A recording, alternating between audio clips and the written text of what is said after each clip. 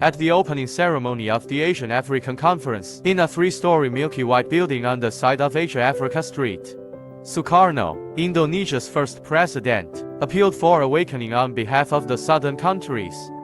This is the first intercontinental conference of people of color in human history, noted Sukarno in his speech.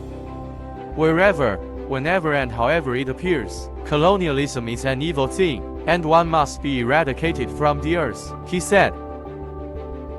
The historic Asian-African Conference, also known as the Bandung Conference, was held in the city on April 18, 1955.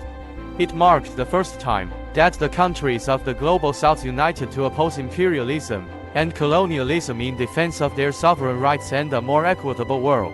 Leaders and representatives of 29 Asian and African countries, which had just won independence, after decades of being ruthlessly deprived by Western colonists, proposed the Bandung spirit with solidarity, friendship and cooperation at the core, initiating the non-aligned movement and South-South cooperation. Jadi saat ini kita sedang berada di panel-panel tentang dasar sila Bandung ya. Dasar sila Bandung ini merupakan hasil dari konferensi Asia Afrika itu sendiri.